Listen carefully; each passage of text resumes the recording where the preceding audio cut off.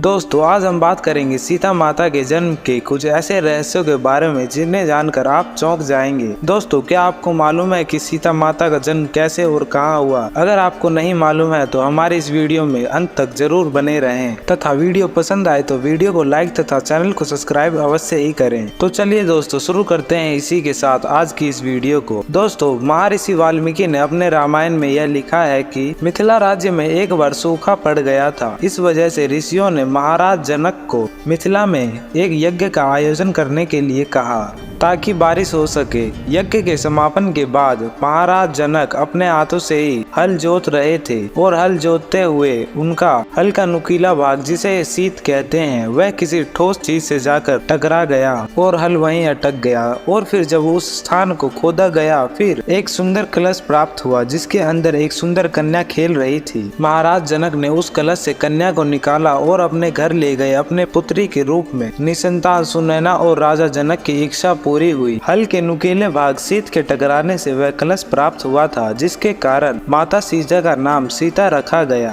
परंतु देवी सीता से संबंधित एक और कथा का उल्लेख अद्भुत रामायण में भी मिलता है जो कि कुछ अलग ही कहानी को बयां करता है कि रावण ने कहा था कि जब उसकी इच्छा अपने पुत्री से विवाह की होगी तो तब उसकी पुत्री ही उसके मृत्यु का कारण बनेगी। गृत्समद नाम के ऋषि देवी लक्ष्मी को पुत्री के रूप में पाने के लिए हर दिन मंत्रोच्चार के साथ साथ कुश के अग्रभाग से कलश में दूध की बूंदें डाला करते थे। एक दिन जब ऋषि आश्रम में नहीं थे तब मौका पाकर रावण उस आश्रम में आ पहुंचा और वहां मौजूद ऋषियों को मारकर उन सभी का रक्त उस कलश में डाल दिया और फिर वह अपने लंका आ गया। और फिर रावण ने उस कलश को लंका के राजमहल में ही छोड़ दिया। मंदोदरी ने जब उस कलश को देखा तब वह बड़ी ही प्रसन्न हुई। एक दिन जब रावण राजमहल में नहीं था तब मंदोदरी ने चुपके से उस कलश को देखा। जब उसने देखा कि उसमें रक्त है तो वह सारा रक्त पी गई। उस रक्त को पीने के वजह से मंदोदरी उसी वक्त गर्भवती हो गई, परंतु वह किसी को यह बता नहीं सकती थी। इस वजह से वह लंका से कुछ दिनों के लिए दूर चली जाती है और पुत्री प्राप्त होने के बाद वह अपनी पुत्री को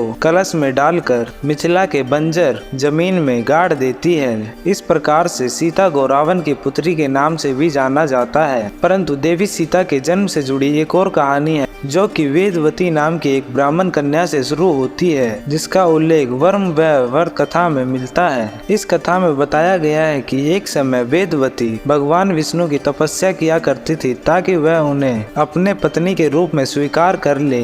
परंतु एक दिन हिमालय पर टहलते हुए रावण की नजर वेदवती पर गई और वह वेदवती पर मोहित हो गया। रावण ने जबरदस्ती वेदवती का हाथ पकड़ने का कोशिश किया परंतु वेदवती ने उससे बचते हुए खाई में छलांग लगा दी। परंतु खाई से कूदते हुए वेदवती ने रावण को श्राप दिया कि अगले जन्म में वही उनके मृत्यु का कारण बनेगी। इस वजह से यह भी माना जाता है कि पिछले जन्म में सीता माता ही वेदवती थी। दोस्तों आज की यह वीडियो आपको कैसी लगी कमेंट्स में अवश्य बताएं और अच्छी लगी हो तो वीडियो को लाइक तथा चैनल को सब्सक्राइब करना ना भूलें। तो मिलते हैं अगली वीडियो में, तब तक के लिए अपना ख्याल रखिएगा।